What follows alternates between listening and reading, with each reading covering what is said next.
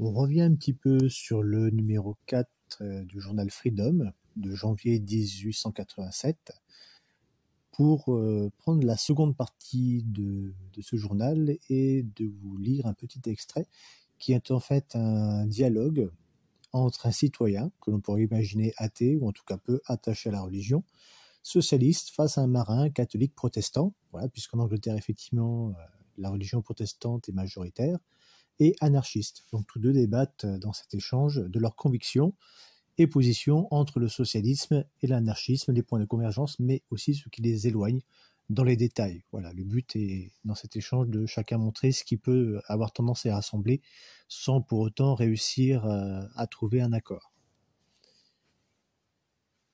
Donc le titre de cette partie de l'article, c'est l'anarchisme comme critique et religion. Épilogue.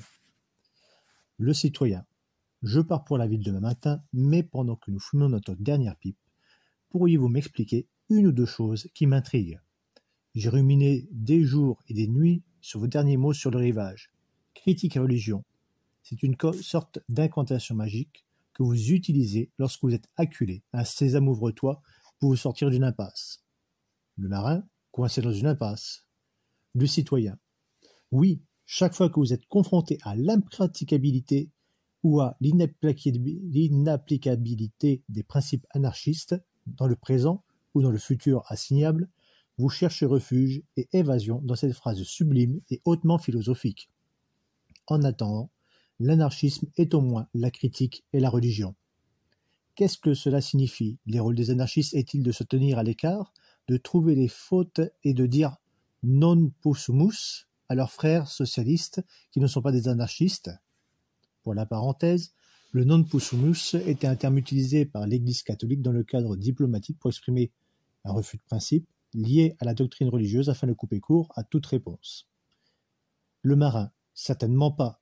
Le véritable anarchiste ne sera pas un hérétique ou un schismatique, fomentant des divisions et brisant les organisations socialistes qui sont encore principalement ou entièrement collectivistes. Il n'oubliera jamais qu'il est socialiste. Il peut même être prêt à admettre qu'une tentative d'établissement d'une vie commune égale sous la règle de la majorité est l'étape suivante et peut être nécessaire dans l'évolution de l'idéal anarchiste d'une vie commune entièrement volontaire. Tout comme les collectivistes pourraient très bien admettre que les mesures des réformateurs et des radicaux sincères sont des étapes vers la réalisation du socialisme telles qu'ils le comprennent, même si elles sont faibles, hésitantes et petites. Mais il montrera tout de même avec force et sans cesse à ces radicaux réformateurs collectivistes et sociodémocrates, tous pareils, que chaque progrès ou amélioration qu'ils proposent ou réalisent dans la vie humaine implique l'idéal anarchiste, tout comme chaque progrès, réforme ou améliorant des radicaux implique la fin du socialiste ou communiste. Telle est notre attitude critique. L'anarchisme est donc une critique et une protestation. Et l'anarchiste est simplement un socialiste autocritique et protestataire. Le citoyen. Et doit-il se contenter de garder cette attitude qui, je dois le dire, a un certain air distant et pourrait facilement servir d'excuse pour ne rien faire? Ne doit-il rien faire pour favoriser le changement des conditions économiques, pour aider à la détention et à l'utilisation commune du capital? Ne peut-il pas travailler de façon cohérente, par exemple avec les coopérateurs, les restaurateurs de terre, ou les fédérations social-démocrates? Est-ce que son culte de l'idéal de la société libre doit le paralyser? Le marin. En aucun cas, je ne vois pas pourquoi nous ne pourrions pas travailler tout à fait en termes amicaux. Cependant, il y a telle chose que la division du travail, et en tant qu'anarchiste, son affaire est la critique et la protestation. Mais celles-ci seront plus efficaces si elles viennent d'un ami et d'un collègue de travail. Il se tiendra donc et travaillera à l'intérieur, et non à l'extérieur, de l'organisation socialiste, et même à l'intérieur de la société actuelle dans son ensemble, dans la mesure où elles essaient de progresser vers l'humanité. Il ne désapprouvera pas les radicaux, les dirigeants locaux ou les sociodémocrates, mais leur donnera plutôt un coup de main lorsqu'ils sembleront aller dans la bonne direction. Tout cela, il peut le faire et il doit le faire, mais sans dérogation ni promesse. Sa critique sera aussi inexorable et absolue que jamais. Le citoyen, comment s'adressera-t-il à ses associés et à ses amis? Le marin, il leur dira: voyez comment vos améliorations, grandes et petites, votre éducation des enfants du peuple dans les board schools, les Irish Lands Acts, le Home Rules pour l'Irlande, votre abolition de l'esclavage salarié, du profit et de la domination privée sur le capital, etc., comment elles impliquent tout l'anarchisme comme fin et comme but. Ces changements que vous avez effectués ou que vous cherchez à effectuer par des méthodes démocratiques, c'est-à-dire par la domination de la majorité, ne sont que des progrès bons et sains parce que dans la mesure où ils permettent l'abolition de toutes les formes de domination de la majorité. Et même si la social-démocratie s'établit un jour de manière équitable, sa principale activité essentielle sera de rendre inutile et de s'effacer progressivement. L'essence et la nature de toute réforme sociale, ce qui constitue son progrès, c'est sa tendance à abolir le policier, la peine, la prison, les soldats et toute autre forme de force physique dans laquelle il ne peut y avoir de domination ou d'imposition d'une volonté étrangère. Bon gré, mal gré, donc, consciemment ou inconsciemment, chaque ancien, chaque améliorateur, chaque social-démocrate et chaque socialiste est anarchiste. Et vous travaillez tous à la réalisation de cette unité de liberté et de cette unanimité dans la société, qui est notre idéal. Sachant qu'il est ainsi, nous sommes vos amis, et nous sommes avec vous épaule contre épaule. Mais tout aussi conscient que le pouvoir qui est en vous et votre mouvement agirait plus efficacement si vous reconnaissiez et si vous étiez pleinement conscient de votre but. Nous persistons dans nos critiques et nos protestations. Il s'agit d'une sorte d'aveuglement volontaire et d'ouverture des yeux. Vous ne voyez pas le but et nous ne voulons pas que vous le voyiez pour le bien de tous. Prenez conscience de ce que vous faites réellement. Accordez à la fin idéale une reconnaissance claire, constante et respectueuse, et nous avancerons beaucoup plus rapidement et sûrement vers la pureté et la plénitude de la vie commune.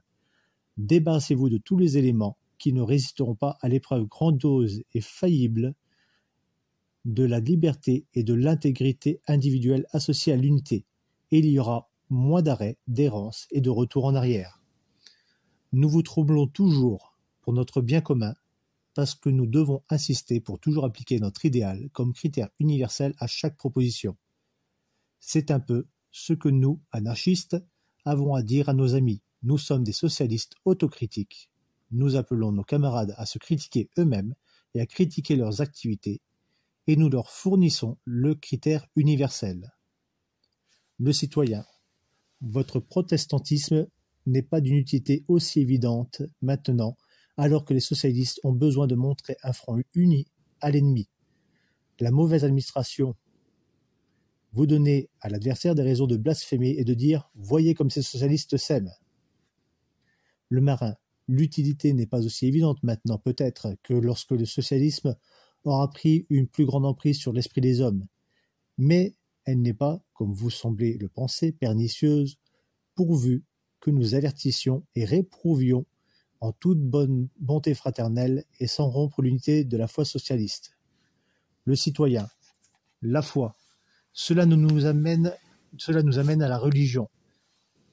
Maintenant, je suis enclin à admettre l'importance, pour un progrès sûr, rapide et droit, de la reconnaissance explicite et pleinement consciente de votre but, mais pourquoi vénérable?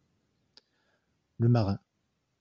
Parce que notre but est un idéal, c'est-à-dire l'état le plus éloigné de la vie commune que nous puissions envisager de viser, et si éloigné et élevé que, sauf lorsque l'œil et l'âme sont entièrement tournés vers lui, il tend à sembler tout sauf, voire tout à fait inaccessible. Or, tous les autres schémas de vie commune, qui dépendent tous également de la prépondérance de la majorité, semblent relativement faciles à atteindre, et nous pouvons les considérer comme dépassés. Ils ne peuvent donc pas, en raison de cette finitude, devenir des objets d'un regard vénérable. Ils ne peuvent commander notre obéissance totale et notre service volontaire. Ils ne nous absorbent pas, mais nous ne pouvons pas les aimer de tout notre cœur, de toute notre âme, de tout notre esprit et de toutes nos forces. Il n'en va pas de même avec la conception d'une société qui est à la fois libre dans chacun de ses membres et unanime dans l'ensemble. Cette unité de volonté dans la vie humaine semble réalisable pour le dévot lorsqu'il est en train d'adorer et exige son entière dévotion, mais elle ne peut jamais être considérée comme passée et abandonnée. C'est le moins que l'on puisse vraiment appeler l'humain, et c'est en gros le plus que l'humanité puisse jamais espérer ou penser être. L'anarchisme est donc une religion, et encore une fois, comme la critique, il l'emportera parce qu'il est religieux. Les hommes qui ont une telle conviction religieuse osent tout, ils osent même résister à leurs amis en face, quand il le faut. Une telle audace pieuse n'est pas une atteinte à l'unité des frères,